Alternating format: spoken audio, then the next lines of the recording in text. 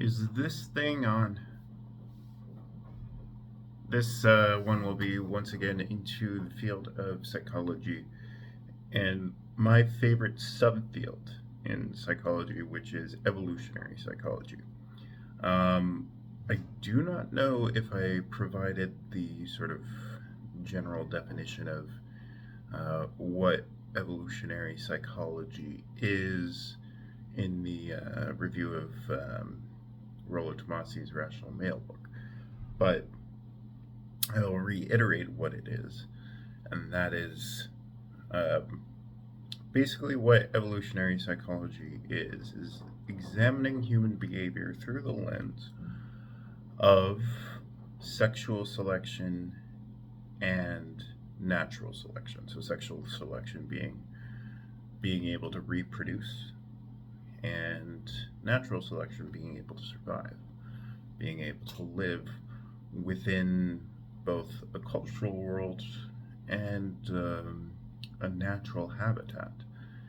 And so it views human behavior in terms of how humans solve for whether it be reproductive problems or natural problems. So natural problems being in terms of how we survive, how we organize culturally, um, how we survive the environment, whether it be from natural predators, from predators of our own volitions, from basically things that could lead to our own extinctions.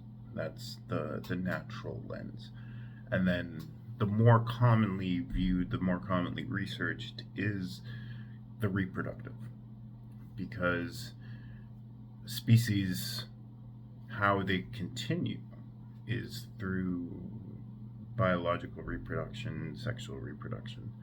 And so it's focused heavily on sex.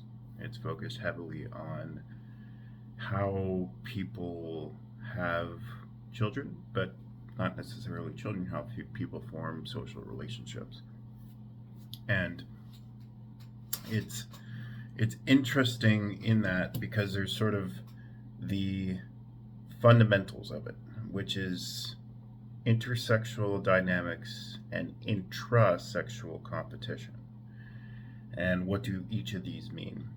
So in intersexual dynamics, what we're talking about is what causes people to find those others attractive for sexual purposes. Now, one thing that it can be criticized for is it's very heteronormative heavy. So, homosexual relationships, relationships that prefer not to have any defined genders, those forms of relationships are not as studied in evolutionary psychology because the tendency for them to naturally reproduce is low. But the thing is that they can still reproduce. We've come to the technology that enables people who have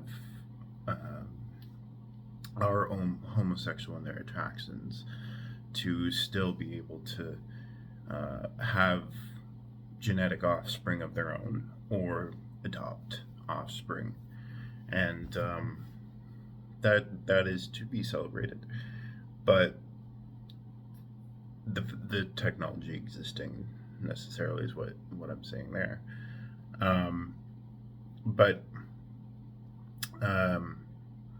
in terms of how we research it, the natural relationships that produce offspring through sexual procreation is sort of still the main unit of analysis in the intersexual dynamics. So it's very heteronormative, and that's what leads to criticism because there are people who don't necessarily have attraction to the opposite sex, and thus are saying that it's assuming that humans naturally are heterosexual. Which the thing is that I think humans generally are more desired to want to be able to procreate, and the technology existing is for those who aren't necessarily heterosexual is a good thing, because they can still find ways to continue their genetic lineage without having to adopt attractions that they might not have. So it's focused on intersexual dynamics in the terms of what causes heterosexual attraction. And sort of the general research shows that men are generally more attracted, more motivated by beauty, more motivated by physical appearance than women are. And women generally are more attracted to varying forms of status. Now, status does not necessarily mean money. Status and money is not necessarily correlated. There's forms of status that doesn't need to be money. It can be, whether it be academic status, sort of you've been well researched, you've received acclaim within academic communities. It could also mean physical status. You're more physically gifted than many other people there. Music is another form of status. Other forms of status can include just popularity in various social circles. So it's not necessarily money.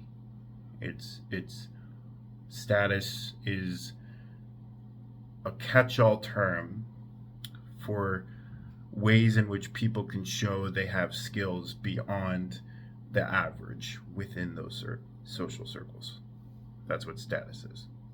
And I think that's the reason why they exist in all forms of culture, regardless of if they're individualistic or collectivist. Because there's always going to be circumstances where individuals can show that they have skills, with whatever context it will be. And so for women, they're typically more attracted to status, but again, status is a catch-all term, and it doesn't necessarily have to be money. You don't need to be rich to attract a woman. You don't need to be physically, but the more status you have, it builds on itself. So if you're rich, if you're good looking, if you work out, if you have very fun, socially approved hobbies, those things will increase the chances that you'll be attractive to women as a man. Does it work for women too? Yes, but certain things aren't necessarily going to improve if you don't have that baseline physical attraction. Like, for example, if you're not viewed as physically attractive by men, then you might not gain from the potential of either being funny as a woman, or being gifted in academics, or being gifted in sports. That baseline of physical attraction typically is more important for men. I think part of it could be our own biology. We have more testosterone, thus we're more perceptive visually, I think. That's my theory anyways. The other element to reproductive selection is intrasexual competition. And this sort of allows for theories to be introduced that might not necessarily lead to attraction in others, but it will increase the likelihood of being perceived as dominant against those who are competing against you, for the attraction of others. So physicality is a good one there. Someone who has muscles, people won't want to sort of challenge him too much.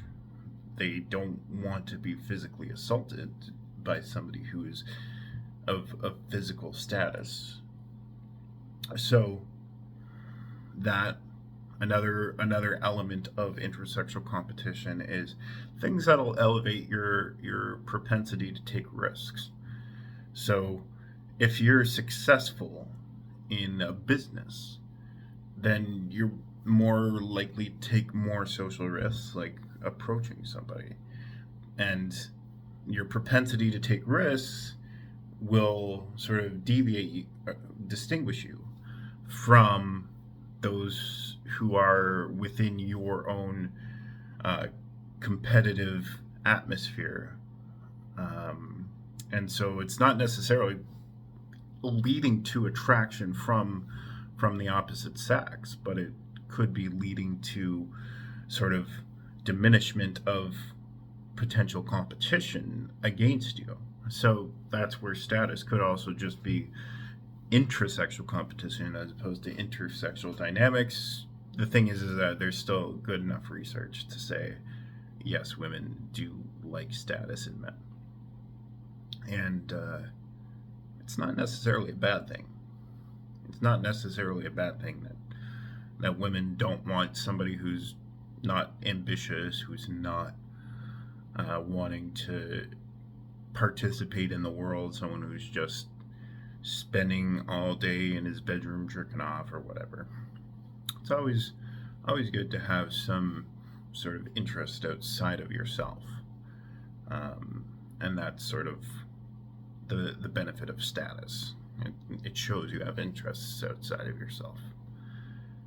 Anyways, those are the sort of fundamentals of the reproductive aspect of evolutionary psychology. Traits, things worth operationalizing that are related to intersexual dynamics and intrasexual competition. Thank you so much for watching, and I'll see you in the next one.